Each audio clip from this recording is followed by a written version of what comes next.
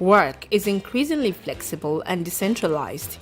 Working from home or out of a workspace is favored by many because of the flexibility that comes with it. Millennials and Gen Zs prefer flexible work schedules and part time hours so that they can balance their work and life compared to older generations who prefer security. Some people are social people. When they go to the office, they have friends everywhere. Good morning. How was the football match? You just with your colleagues and stuff like that. That social element at work, a lot of people need it. Me personally, I'm an extrovert, but I'm also high on the introverted side. I like going to parties, I like making friends, but I also like keeping to myself. So at work, I'm not the friendliest. I would smile, I would say hi, but I don't need to. So it depends on your personality and what you need. For me, work from home works a lot for me because I get to spend time with my family. I'm always in the house with my partner, and that really makes me happy.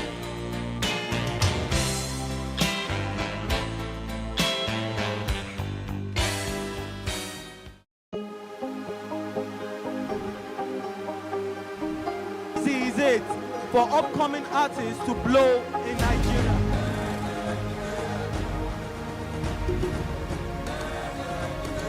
Welcome to Plus Trending. I am Bookie November, your host, saying thank you for joining us on today's episode. Welcome back. It's tea time on Plus TV Africa. Practice makes perfect. I'm not perfect yet, but I'm a lot better than I used to be. He's a king. He's entitled to marry 100 if he wants to.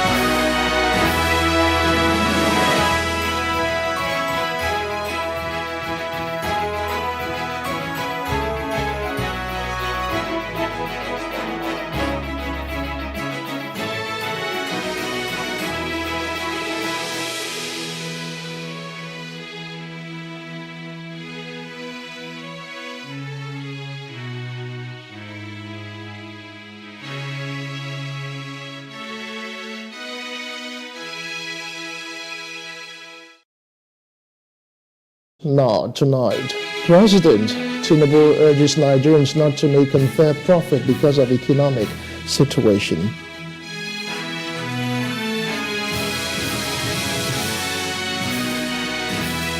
Socio-Economic Rights and Accountability Project use INEC for failure to prosecute electoral offenders in Bayelsa, Kogi and Imo elections.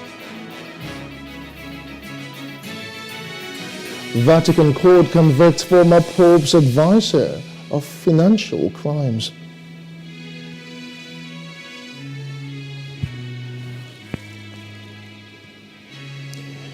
Good evening to you. I am Justin Akadonye, and this is the news now.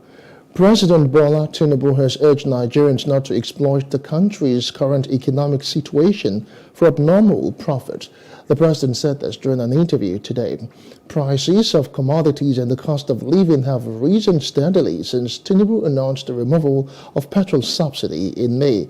In October, the federal government launched conditional cash transfers to 15 million households to alleviate the effect of the economic crunch. The policy sparked debate on social media, with many criticizing it. Defending the scheme, the president said he believes in the efficacy of the cash transfer initiatives, adding that it will assist the most vulnerable segments of the population.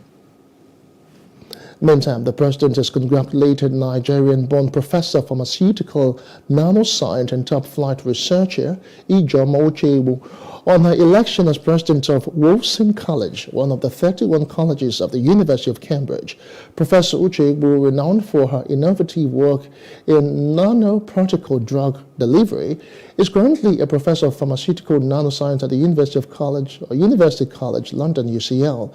President Tinubu celebrates the outstanding accomplishment and commends the professor for being an excellent ambassador for the country and for her relentless effort to advance the frontiers of pharmaceutical science. The president also applauds the professor for optimizing the ingenuity, brilliance, and hard work that are consistently synonymous with the great Nigerian people, both at home and abroad. Moving on, the presidential candidate of the new Nigerian People's Party, NNPP, in the 2023 election, Rabiu Kwankwaso, has lent his voice to the call for a thorough and transparent investigation into the accidental military airstrike in Kaduna State. He urged the federal government to ensure that the recent military-era bombing does not go the way of previous incidents with no action taken to avert a recurrence. Kwankwaso thus appealed to the government and well-meaning Nigerians to support the victims, most of whom lost their breadwinners in the mishap. To recall that schools were injured and 85 people died during the airstrike in the Tundunbiri village of Igabi local government area of Kaduna State. As long as governments and all other stakeholders allow this to continue to happen, only God knows the next victim. It could be you, it could be me, it could be any other person.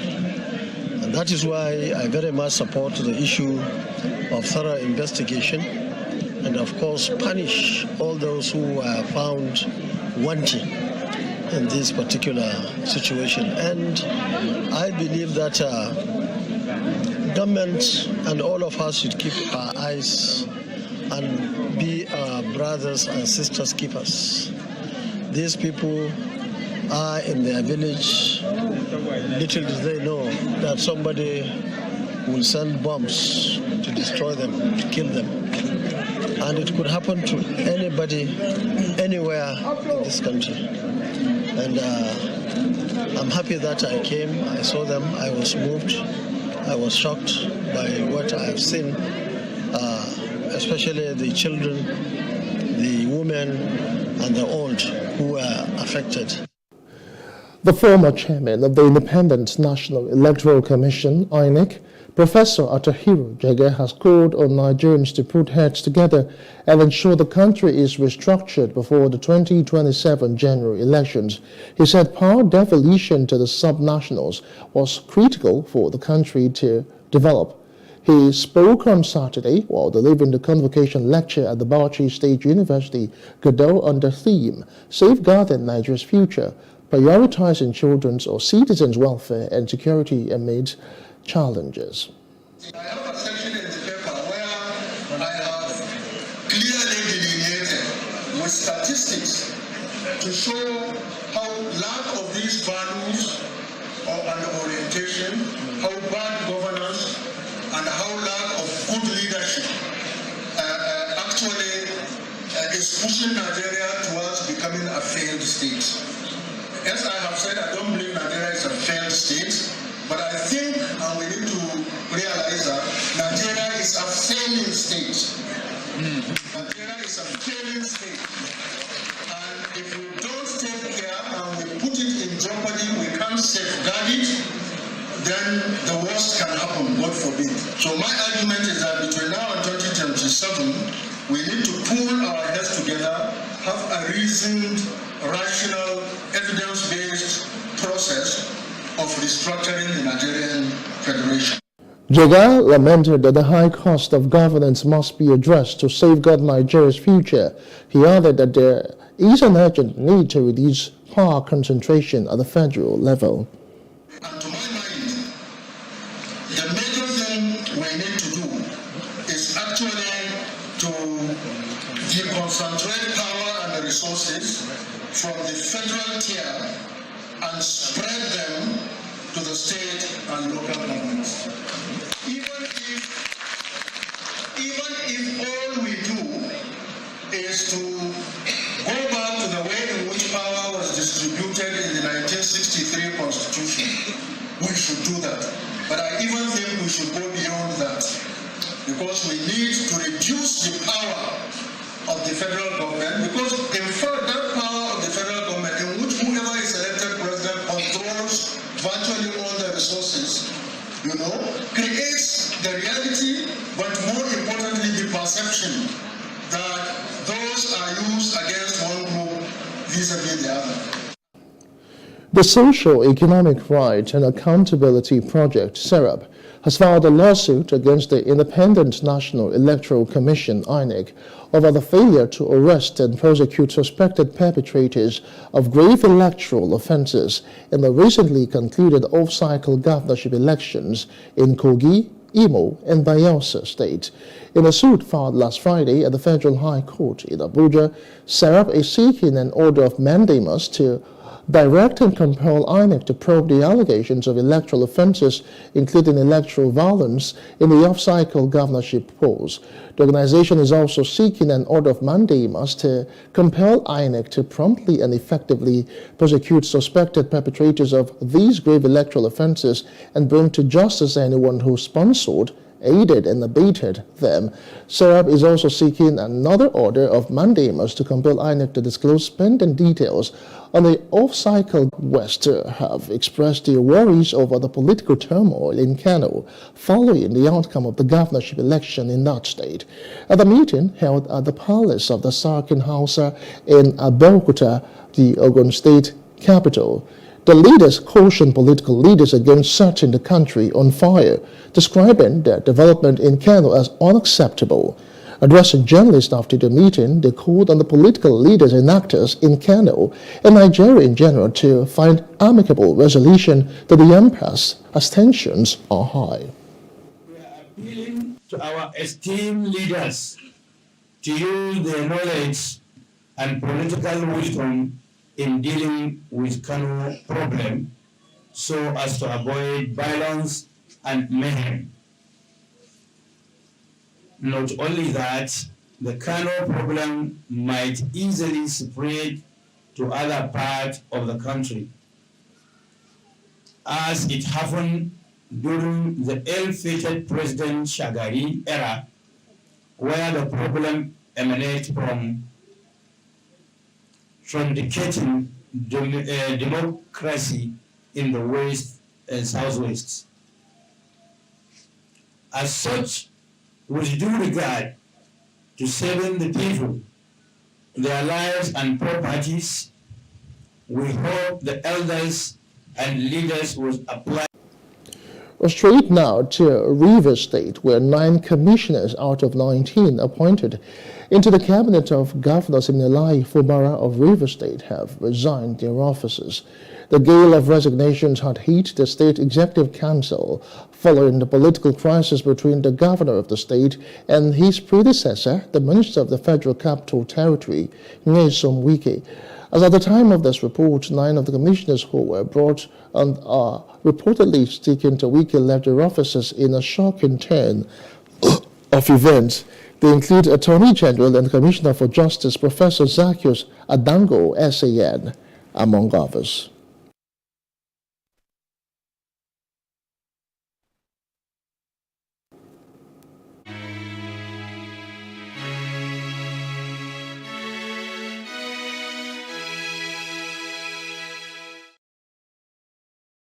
An African girl somewhere is sitting at home, accompanied by dreams that seem so far away. Africa is one of the continents with the highest out-of-school percentage in education, and girls are at an early disadvantage. The sub-Saharan Africa records about 18 million out-of-school girls. This gender gap extends to the tech space with a projection of only a 33% global female workforce representation in tech firms for 2022. Let us help change the stories and numbers. Africa Agility's Project Train a Girl campaign is working to help train African girls in tech. You can donate as little as $2 or 2,000 Naira to help a girl in tech get her heels in the door. Visit www.africaagility.rallyup.com/PTAG to donate.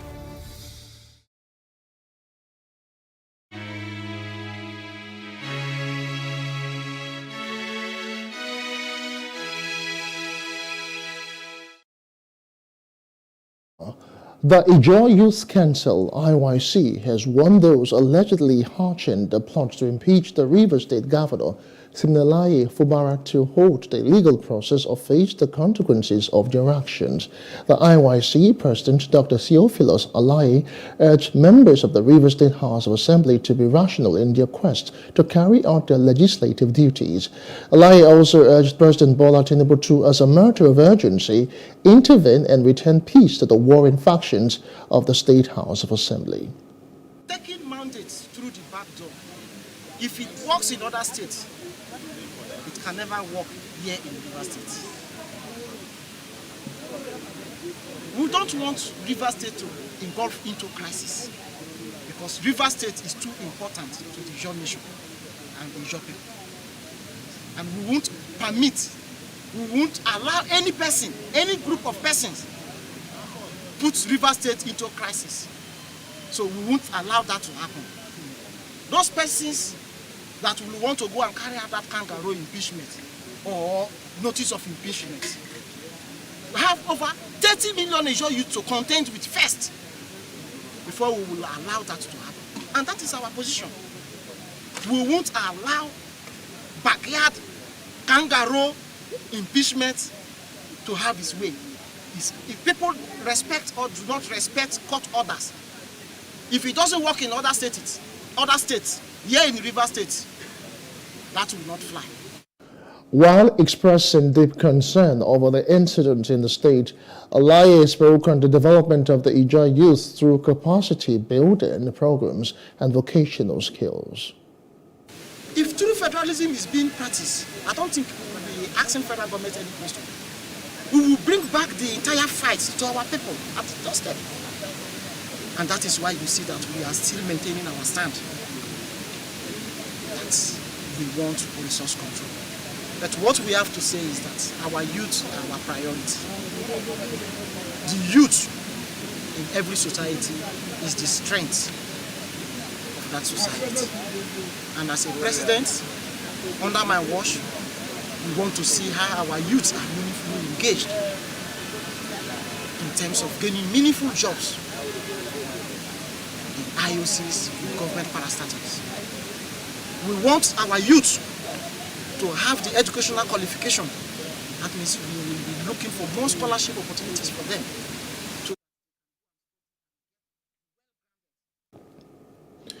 In another development, the Progressive Yoruba Youth Congress has urged the President, Bola Tinubu, to publicly condemn the actions of his appointee, Nyesom Wike, in the ongoing political crisis in Rivers State. In a press conference today, the Yoruba youth expressed concern that the President's silence might lead many to assume his support for Wike's actions.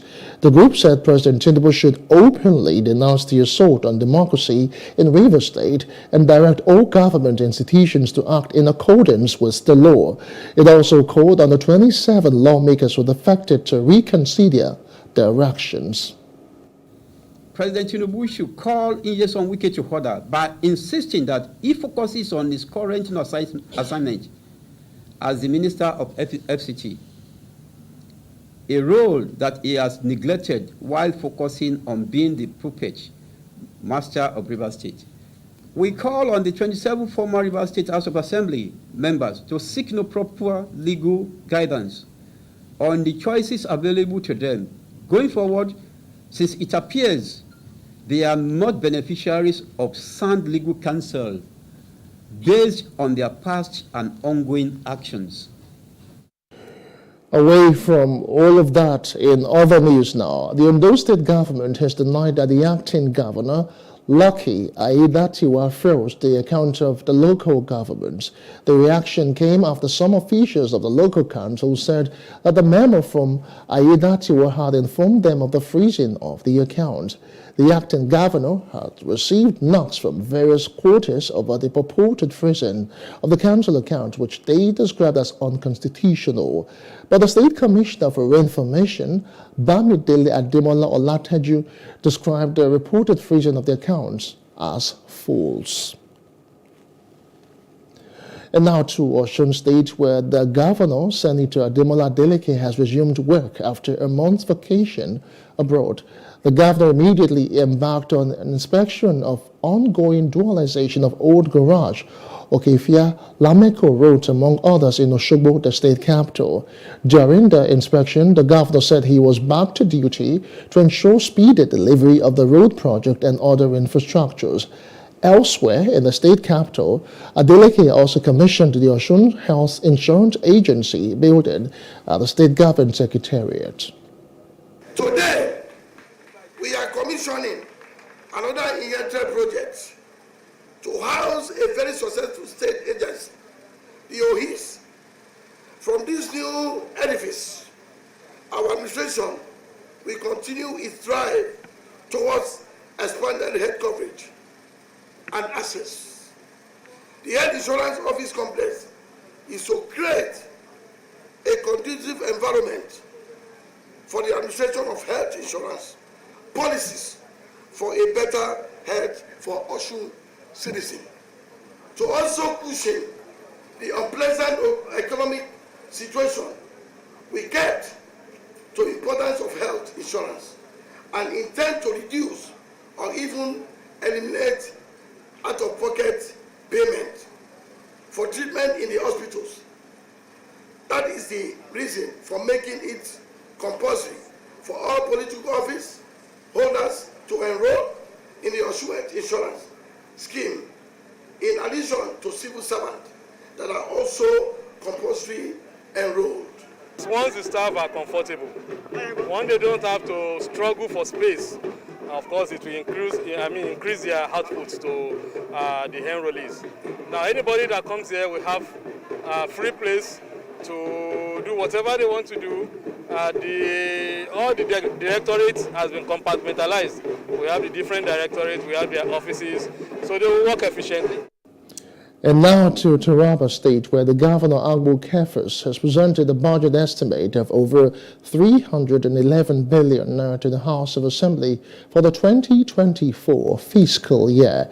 Tagged Budget of Moving Forward, the governor said it would give priority to education, security, women and youth empowerment, infrastructure development, and health. Kefas said recurrent expenditure is estimated at 111.6 billion naira, representing 36.9%, while capital expenditure is estimated at 199.7 billion naira, representing 64.1% of the budget. He said 5% of the budget was being allocated to the special initiative, the Green Taraba project. The 2024 budget of the state strives to advance the state's socio-economic development agenda through strategic investments in education, infrastructure, healthcare, agriculture, security, and governance. By prioritizing these sectors and implementing prudent financial management practices, the state will achieve sustainable growth, improve service delivery, and enhance the overall well-being of our people. Mr. Speaker and distinguished members, at this juncture, may I once again express my profound gratitude for your continued support and cooperation in our effort to improve the well-being of our people. It is therefore with great pleasure that I lay before this Honorable House the 2024 Taraba State Appropriation Bill that I title Budget of Moving Forward.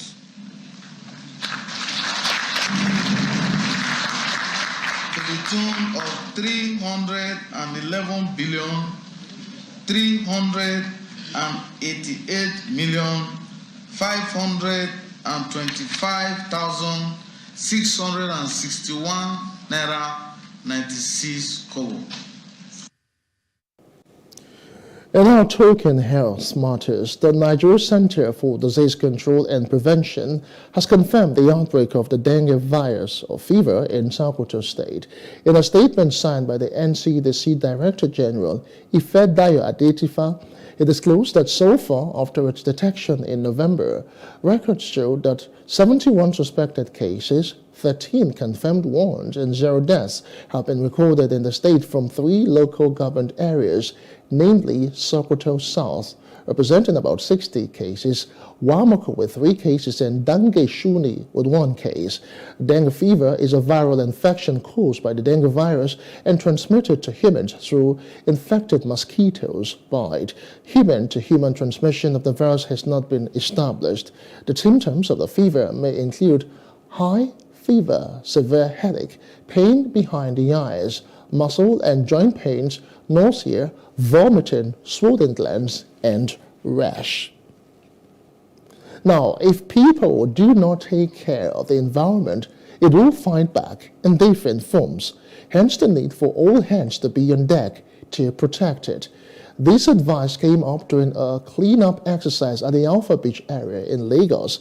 Residents were charged on the need to ensure a clean environment and proper waste management, which will go a long way to protecting not just the health of the earth, but humans in general.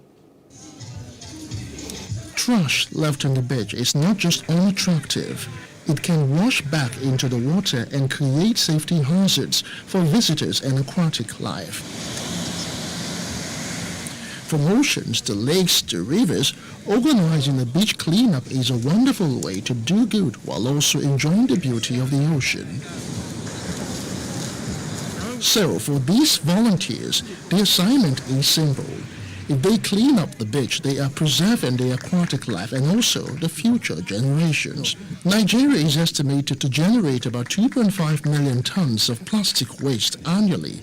Plastic accounts for 15% of the total waste generated in Lagos State. Olakbeju Ibekwe is passionate about the health of the environment. Her foundation has over time organized sensitizations such as this to change the narrative of endangerment of the environment.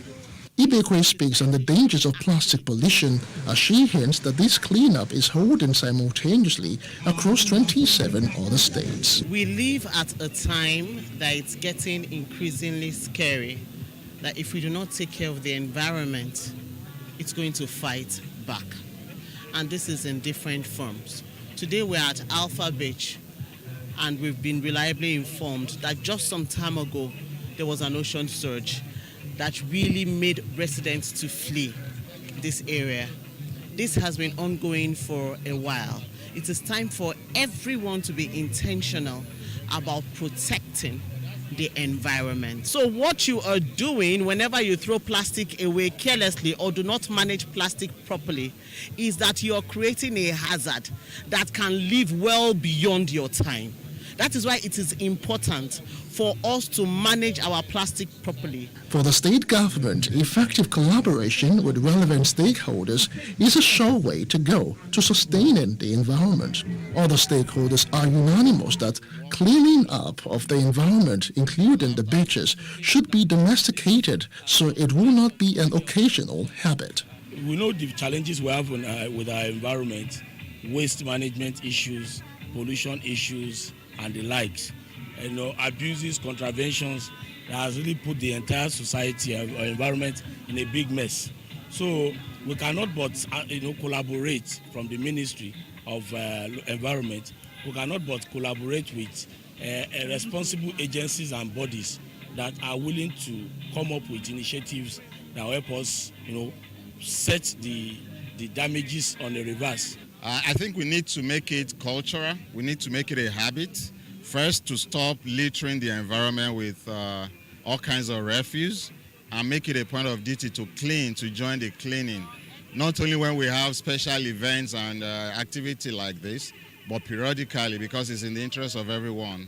We don't just do it one-off, we do it very consistently. I recall that sometimes this year we were also at the Elegushi Beach.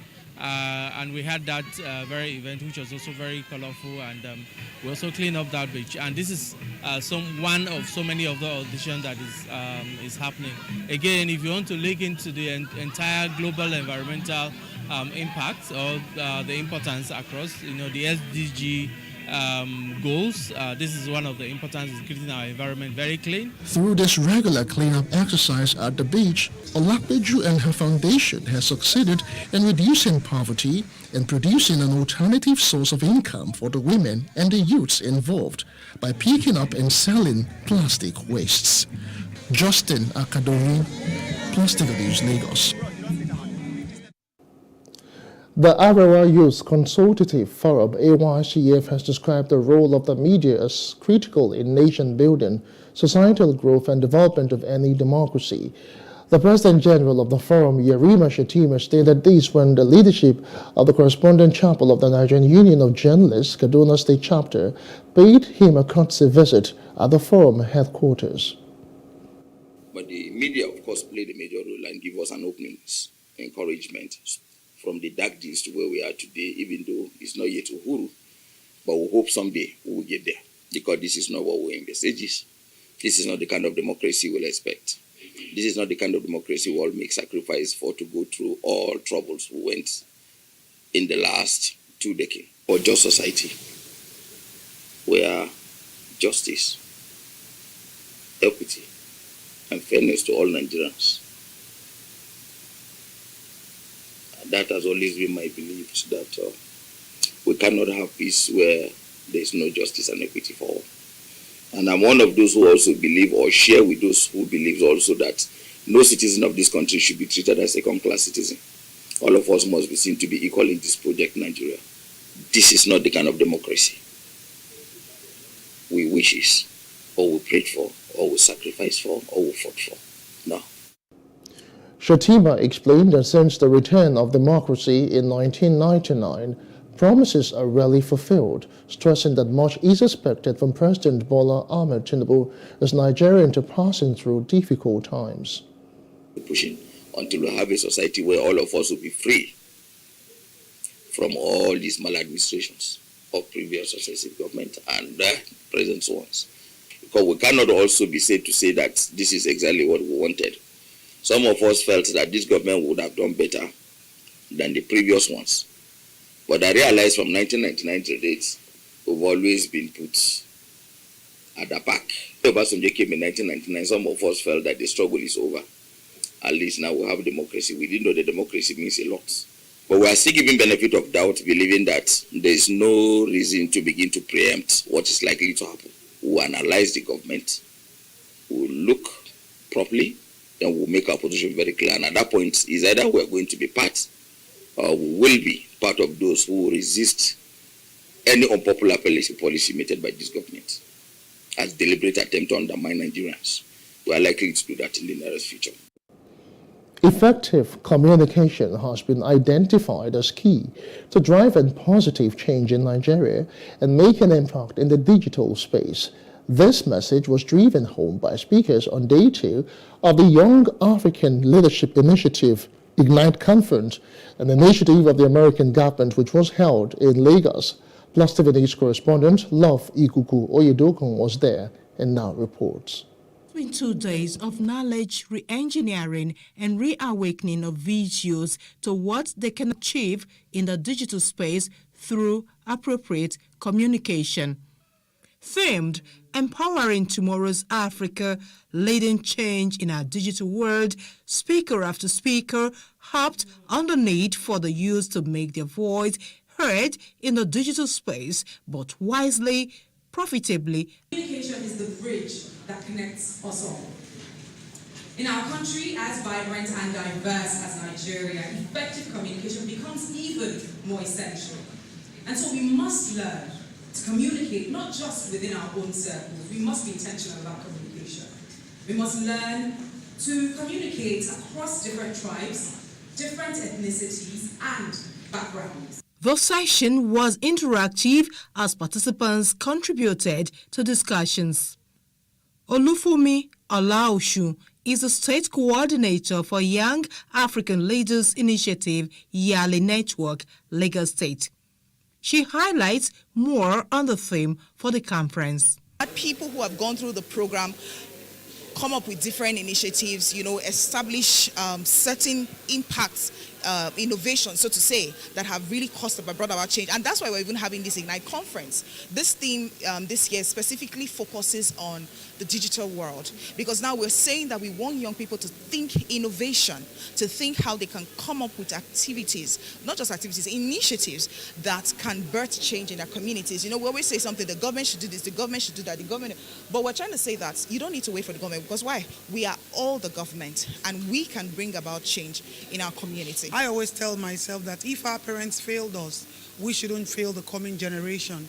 So if we're able to preach out the simple truth that the social media space, the global world, the digital space, should strictly be for positive values, public benefits, not private values or private sentimental issues, our coming generation will also grow and strengthen themselves, empower themselves to also want to give their voice in the same space. Laoshun disclosed that beyond the conference, the organizers have decided to convene a 6-month post-event program to empower the youth with work tools. This theme this year specifically focuses on the digital world, because now we're saying that we want young people to think innovation, to think how they can come up with activities, not just activities, initiatives that can birth change in their communities. You know, we always say something, the government should do this, the government should do that, the government, but we're trying to say that you don't need to wait for the government, because why? We are all the government, and we can bring about change in our community.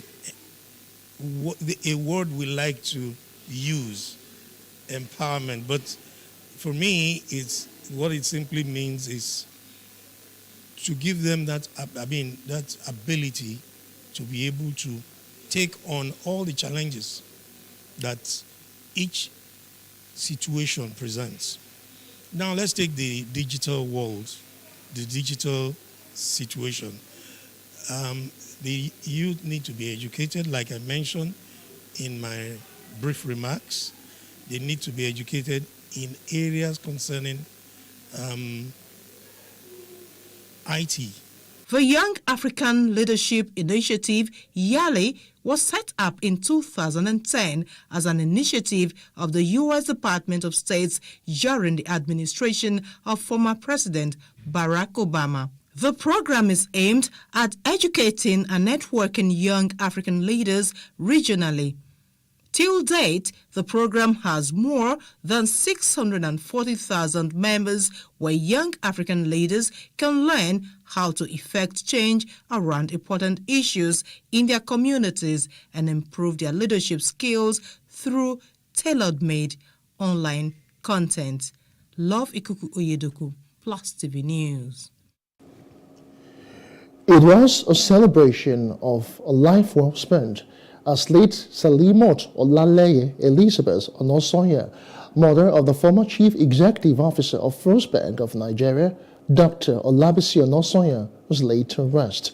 The event, organized in Lagos, had the Royal Highnesses, businessmen, and managing directors of banks, among others, in attendance. Our correspondent, Paul George, was there and now reports. Different groups, family members, and friends gathered at the Abundant Life Baptist Church, Ikorodu, to pay their last respect to Mama, the late Salimot Olaleye Elizabeth Onosonya, as her remains were ushered into the church.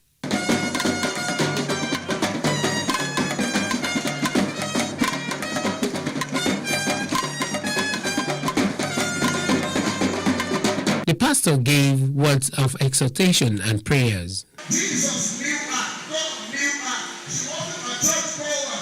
She wasn't just going to church to mark attendance. She was a disciple. And not only that, she was a philanthropist. So when a believer, when a lover of Jesus dies, he goes home. He goes to sleep.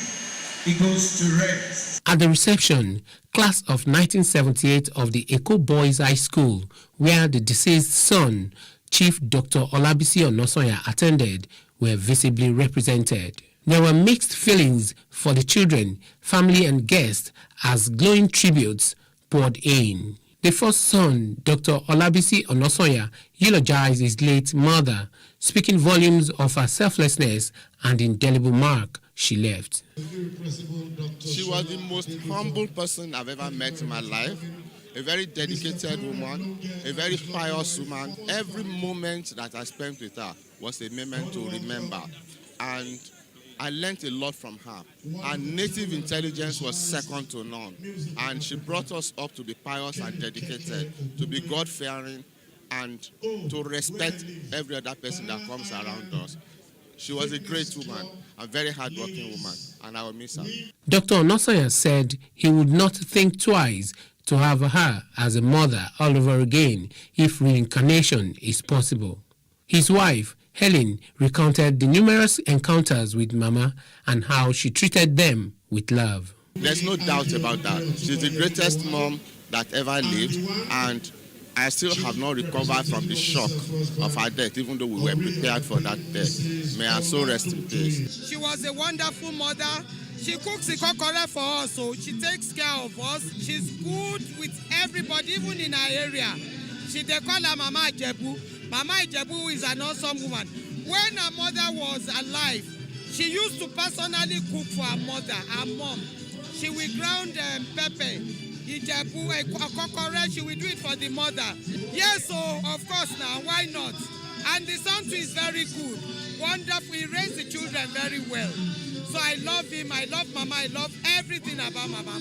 Mama did well. May her soul gentle soul rest in perfect peace. Former Ogun State Commissioner for Information and Strategy, Otumba Dayo Adeneye and Tunde Kpeku also paid tribute, saying it is joyful that our children can carry on the Onosanya's legacy. We are more than friends. We are from the same hometown, like 2 streets down from each other in Ibefu, in Odogbolu local government. Mama was very dedicated to our children and to our family. And you can see by the caliber of children that she raised.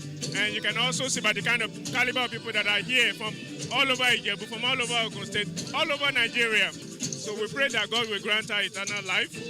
And we pray that the family that she left behind, God will strengthen them and give them the fortitude to carry on and continue to make the Onosanya family proud. If you have the grace of God, you will live long and you live well. And if you're a prayerful mother, your children will get to greater heights. For this day, this is a day that is a day of grace. Because many people don't live as long as 88 years. But she lived 88 years and she has children that are successful, that are going to raise her name above the bar she has set for them. I pray for the family that God will give them all long life, to see their own children, and see their children grow. And when take off the shoes, if you have a shoe and your leg of your child can fit in that shoe, you are blessed. Late Selimot Olale Elizabeth Onosanya died at the age of 88. Paul George, Plus TV News.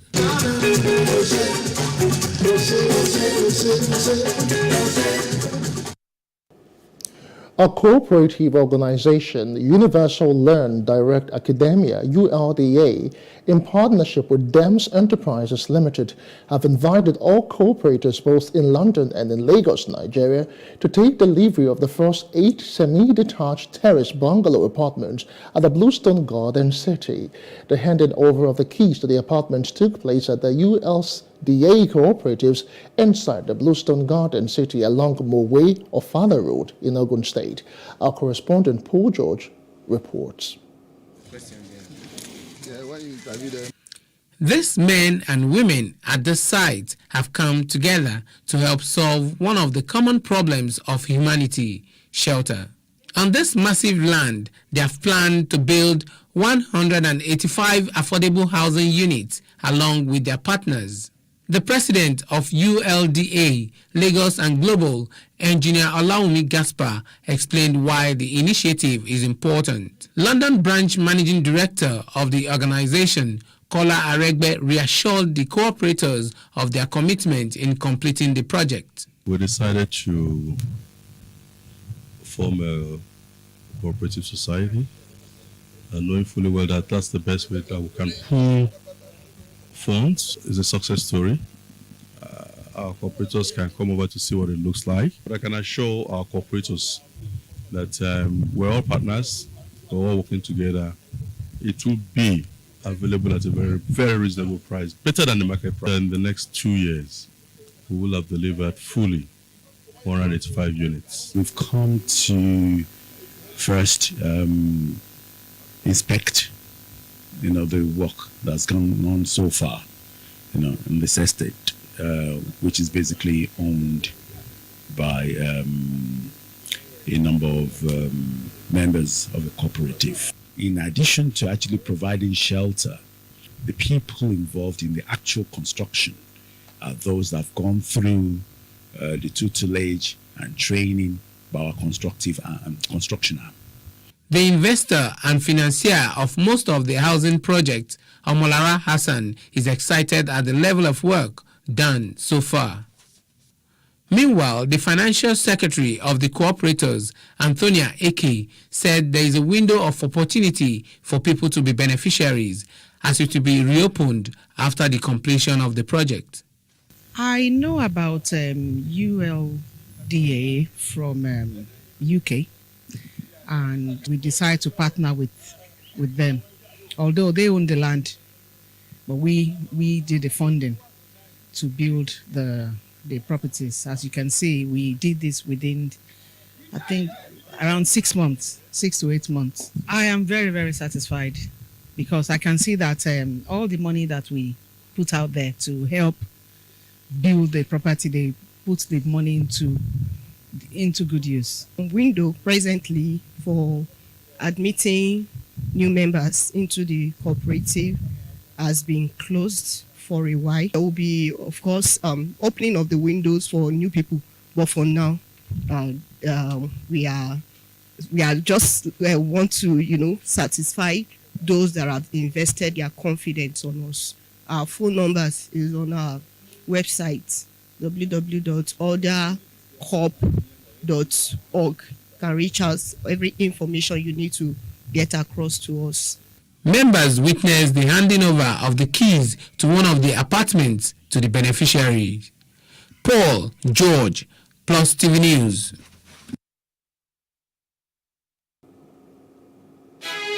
Still ahead on news now, former South African President Jacob Zuma deals new blow to the ANC's hopes in elections.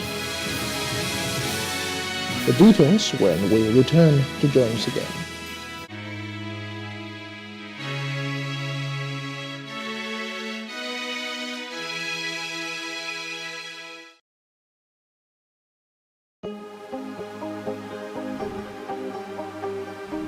This is it for upcoming artists to blow in Nigeria. Nigeria's Niger Delta region, from where the black gold fuels Africa's largest economy, where the lines between wealth and poverty has never been thinner. Conflicts, poverty, insecurity, and environmental challenges daily confront the region. How can the Niger Delta story be changed for the better? Join Mamude Akuga at 9 p.m. every Friday evening on Plus TV Africa as he probes deep in search of solutions. Inside the Niger Delta with Mamude Akuga.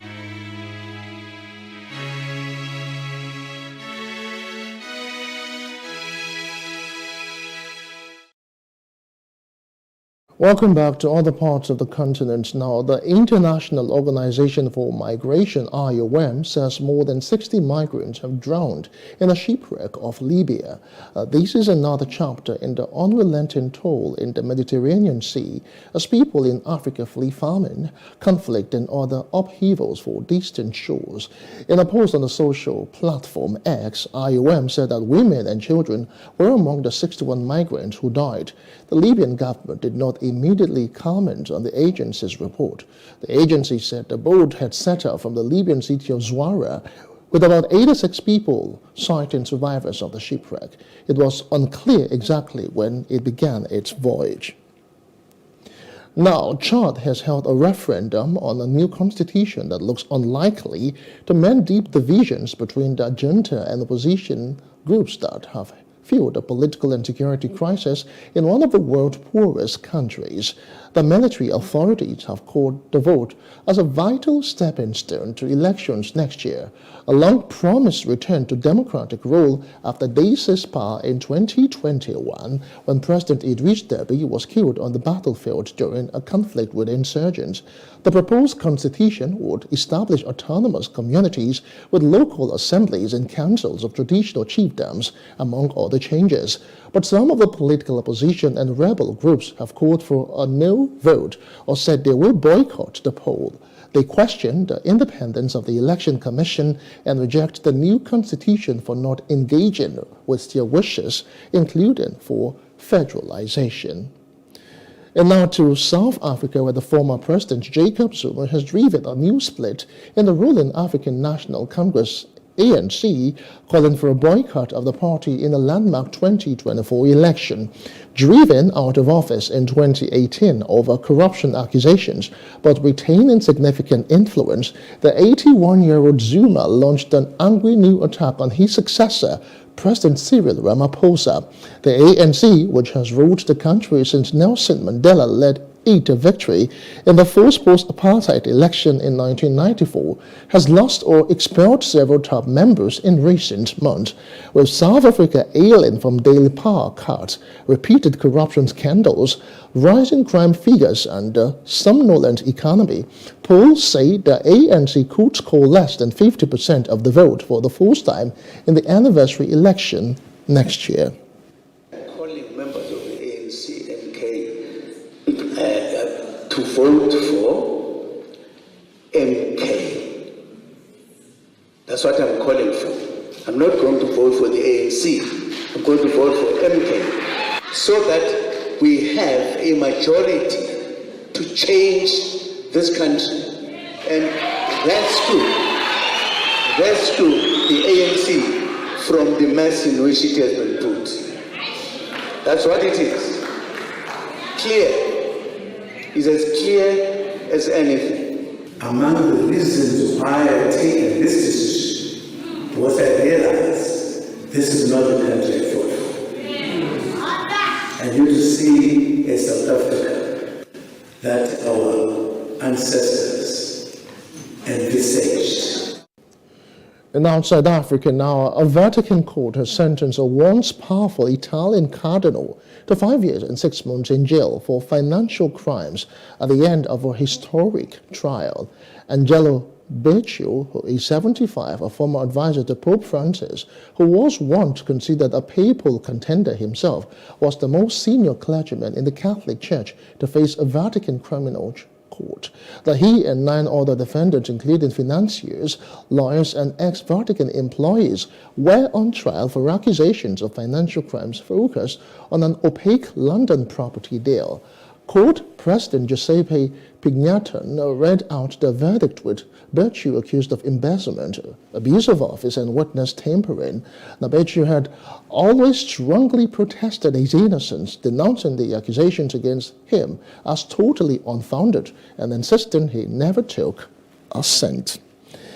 Now, Israeli Prime Minister Benjamin Netanyahu has vowed to keep up the military pressure on Hamas despite anguished appeals from relatives of hostages held in Gaza for a return to negotiations after friendly fire killed 3 captives. The Israeli army revealed earlier that the 3 hostages were carrying a white flag and cried for help in Hebrew when they were mistakenly fired on by Israeli troops. More than 100 of the 250 Israelis and foreigners seized by Palestinian Hamas group during unprecedented October 7 attacks were released in exchange for 240 Palestinian prisoners during a week-long truce last month. So I repeat and say to our friends, after the elimination of Hamas, the Gaza Strip will be demilitarized, it will be under the security control of Israel, and there will be no factor in it that will threaten us and no factor that will educate its children to destroy us.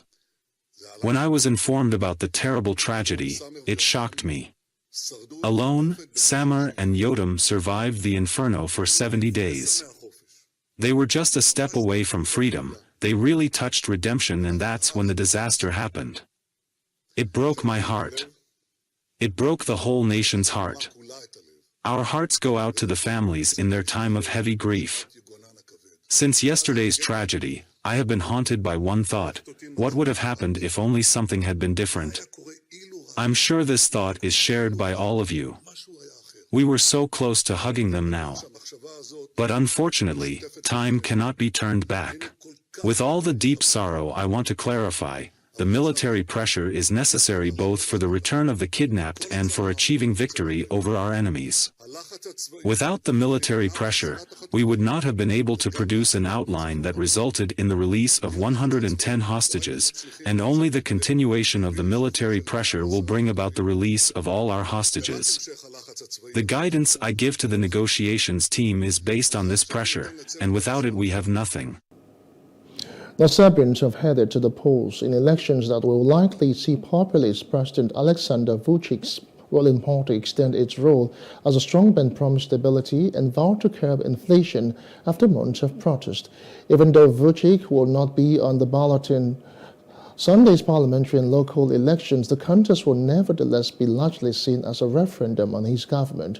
His right-wing populist Serbian Progressive Party SNS has a double-digit lead over the leading opposition coalition, according to a latest poll. But the SNS faces hard-fought municipal races in the capital Belgrade, particularly from the loose coalition of opposition parties and candidates running under Serbia Against Violence banner. The movement was formed in the wake of back-to-back mass shootings earlier this year that spurred hundreds of thousands to take to the streets. Up next, Nigerians urged to embrace entrepreneurship, side gigs to help survive inflation. But that's some business coming up shortly. Stay with us.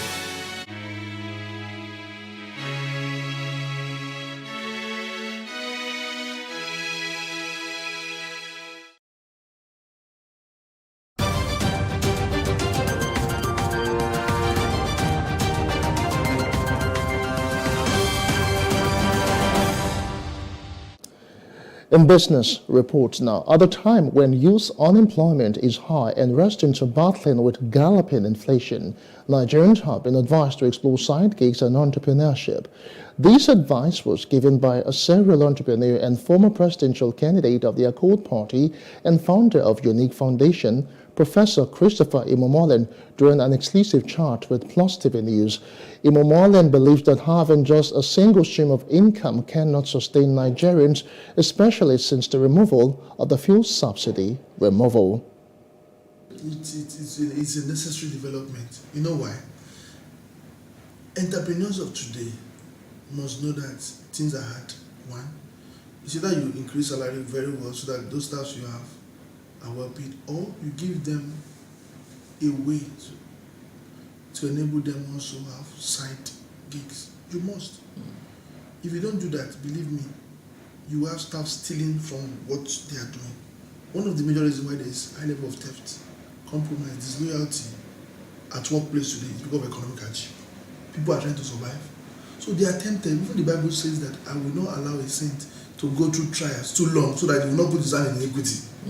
You can see. So if you have a saint even in your company today and there's any 100,000, 150,000, 40,000, whatever, and it's not even enough to pay transport, and you don't give him that room and tell him, okay, don't worry, from henceforth I want you guys to close by 4. Don't come on Saturday and Sunday so that you can have time to do whatever I want to do. Deliberately create it for them. If you don't do that, they will start picking from your organization. The University Dawn also shares insight on how skills could be converted to creating wealth, while also harping on the role of capacity building. But the best form of capital is reputation. When you have reputation as a person, when people trust you, people will be ready to deliver to you and allow you to pay later. I'm telling you. Okay. There are many people doing business because capital money is what you need to buy something from somebody. I'm telling you that people that can. Let me give an example. Do you know that this unemployment we are talking about does not really affect people from the East? They don't understand what's called unemployment because they have a system that works there, which is called what's called apprenticeship system. Except those that go to school, that's waiting. But the local system in the East, the Igbo people, they serve them. So I don't know if you go to them and talk about unemployment, they don't understand unemployment. Their unemployment is that they don't have an uncle that will take them to serve them for 10 years and settle them. That's the system. Except those that have gone to school that are now waiting for. But I'm talking about the grassroots. So, and that's what we trust. So somebody met me and said, I want to start selling pure water. Please give me 500 naira. I said, walk to that woman. Tell that woman, give me one packet. I will come back with your money.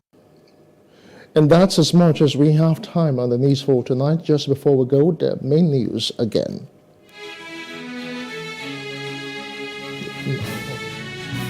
President Bola Tinubu has urged Nigerians not to make unfair profit because of the economic situation. SERB has sued the Independent National Electoral Commission over its failure to prosecute electoral offenders in off-cycle polls.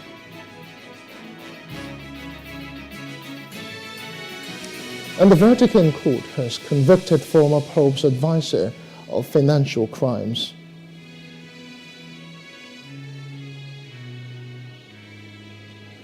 But that's the news now. For more stories, please follow us on Facebook, on X and Instagram, and do subscribe to our YouTube channel at Plus TV Africa and Plus TV African Lifestyle. You can also view us from Limex on Limex.tv and Glow TV apps anywhere in the world. On behalf of everyone here, I am Justin Akadonye. Many thanks for watching, and do have yourselves a wonderful week ahead. Bye for now.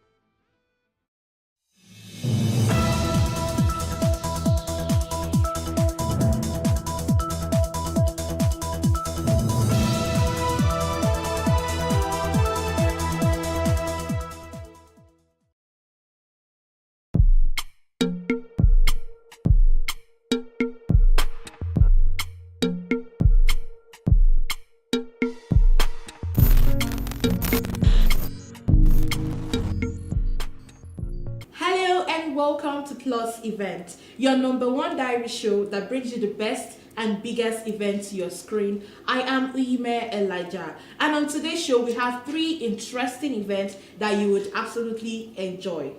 First is the birthday celebration of Professor Adenike Omotunde Boyo. Attaining the age of 60 is a milestone and worth celebrating. No wonder friends, relatives, loved ones and colleagues traveled from far and wide to celebrate with Professor Adenike Omotunde Boyo as she joins the group of centenarians in grand style. Let's go look at this and we will be right back.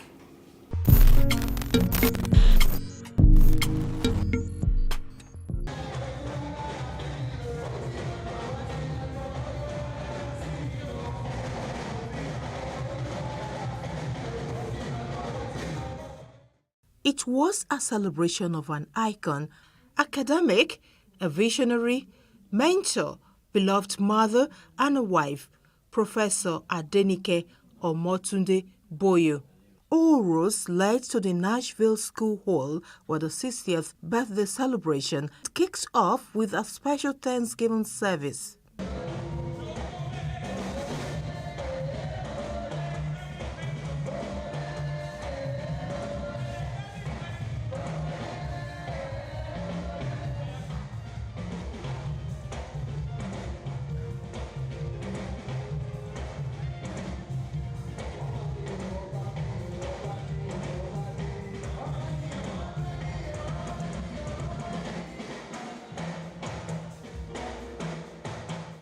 Titled Gift of Gratitude, Jesus Prescription, the Vice-Chancellor of Lagos State University, LASU, Professor Ibiyemi Olatunji Bello, who doubles as a preacher, took her homily from the book of Psalm 90, verse 12. The word of God is art. We have numbered our days, and our sister has numbered her days. Today is her 60th year on earth. Elegantly dressed in a well-tailored traditional Yoruba Iro and Buba attire, Professor Adenike Boyo, flanked by her husband and son, joyfully sang and danced unto the Lord who has brought her thus far.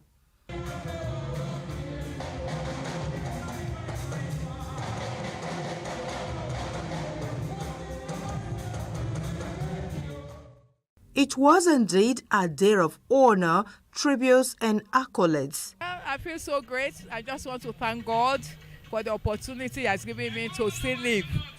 Because there have been a time I've been at the point of death, but God made me to survive. So I'm excited, I'm grateful, and I appreciate Almighty God. Well, for me, there's a reason for coming here. It's because I don't want to paint the whole town black and red. Because if I have done that, I don't know which all would have taken everyone. And for them coming, it shows that they care. I know it's people that care, that loves me, that will be here. And I know it's those who care and loves me that are here. No matter the distance, no matter how far it is, if you love the person, there will never be any excuse. So those who gave excuse, I knew God doesn't want them to be here. Thank you. Different things to different people. To several people, the celebrant is an unassuming personality with an enduring aura who is dedicated to duty and cheerfully achieving results. To her family, she is an incomparable wife and a mother in a million. Everything a man likes about a woman, you always find in her, you know. More gentle, more quiet, motherly, you know. So, and the most important thing in her is her energy. Honestly, perseverance, hard work, trying to be the best out of everything you do. I think that has been my mom, and also putting God first in everything you do. That has been my mom's motto, and I've also taken it upon my life, and I've seen it work magic for me. And to her church members, she is a true follower of Christ. Oh, she's a wonderful woman, caring, lover of God. She's down to earth, very humble. In fact, a lot of words. Very unassuming, committed to God, faithful to God, diligent in the things of God. Without being noticed, she doesn't want anybody to notice her. She deliberately run away from it. The Vice Chancellor of LASU, Professor Olatunji Bello, is the celebrant's immediate boss. She described the celebrant in one word. She's somebody that is visionary, dependable, loyal to a fault sometimes, and prayerful. My prayer partner. We do things so many things together. But when you want an ally, somebody you can. Professor Boyo delightfully cut her birthday cake to the cheer of those present.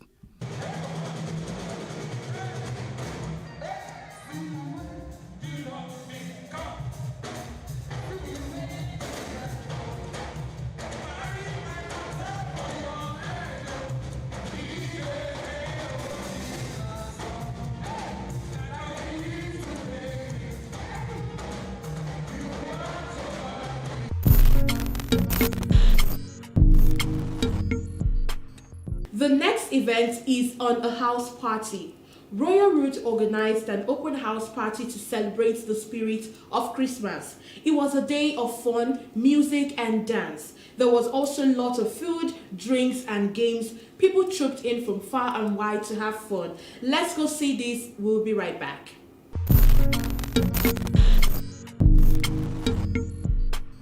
It was a day of fun, music, dance, food, drinks and games as people trooped in from far and wide to have fun.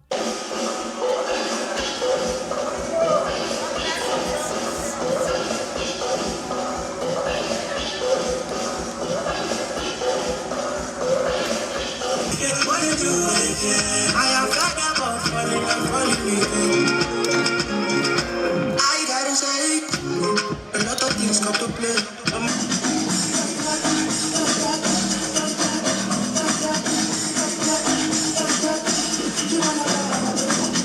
We had a chat with the executive director and the managing director who had this to say. The year has been tough. Nigeria has not been smiling. So we thought, what can we do to make people relax, have some fun, forget about the hardship of the country right now. So we decided to do this. Come and have fun. Even if you don't have money, just come in. And then we got some support from some of our clients, from Pig, from Right Food, and some other, and Glow. So they supported us. We told them the vision that Nigeria is really hard and people do not even have money to even have that fun. So let's give them fun free of charge. And so they came on board with us, and that's why we are here. It's been tough. Nigeria is tough. I will not lie to you. So many issues, but the important thing is that we soldier on. We keep moving. We keep trying to ensure that we do our own little bit. In little corners, you can make the desired changes. And that's what we want to do. Just in our little corner, do our own bit and hope that our bit, translates to other people, and other businesses and other. If you have in here now is an ecosystem, in terms of other businesses, so our survival is also important for all those other companies. Fun seekers also spoke about their expectations for the new year. Yeah, I'm looking forward to enjoy myself just like I'm doing now, and I pray the situation in the country gets better so we all can enjoy. Yes, I'm having fun. It's been a wonderful experience and I'm glad I'm here. For the year, expectations for the year. Okay, so far it's been an amazing year. It's been a wonderful journey. God has been faithful in everything, and my expectations so far is it for 2024? For this year, the year has ended. Okay, for 2024, expectations is just to move closer to God the more, and also to keep chasing my dream and passion, and God will take control. New Year, yeah, of course. I believe in New Year resolutions because that's what you start the year with. You get like what you have. Okay, this is what I want to start my year with. This is the rules. This is my.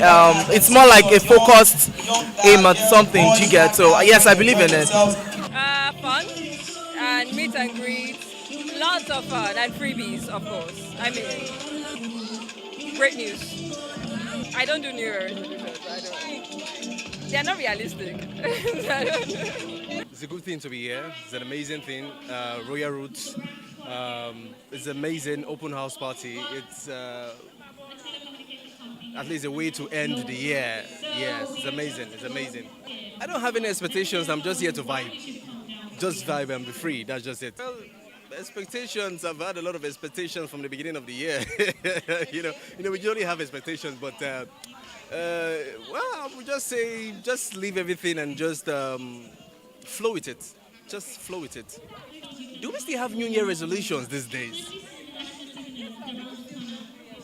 I mean, it's, I don't really have any New Year resolutions. I just say, just go into the New Year and manifest whatever thing you want to do. It's just you don't need to say, I want to do this, I want to do that. Just go and do it, understand? Enough talking, actions. That's just it. Well, I'll say to a large extent I am.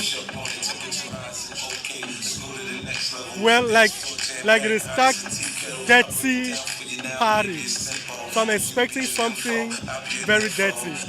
Something exciting, intriguing, and out of this world. The event is just starting, so I can't really rate it now. But so far, so good. People are having fun. Kids are playing. The adults are, finding their way, having conversations. I mean, this is the best time or the best place to, network, meet new people. You never know. Your soulmate might be here, But hey, I mean, network, meet new people, have fun, be open-minded, and just generally have fun. That's it. I'm going to give it a 7 over 10. Because I was expecting like a massive turnout and all that, but I don't know, maybe with time, a lot of people are still going to come out. Maybe because of traffic, that's why some other people are not here yet. You can expect blah, blah, blah, blah, blah, blah, blah, blah, blah. But the main expectations come from God. So let me just say, everybody is expecting good things to come out, like the bad things that happen in this year running, come up in the new year. But everybody is expecting something good, but we plan, but God is the master planner. Yeah, what up, ladies and gentlemen? It's your favorite boy, B-Boy. We're out here to support RT Radio on their house party. So we all came here to support, to perform, to do some couple of things. I just dropped a new single titled 6 o'clock in the morning. It's available on all streaming platforms.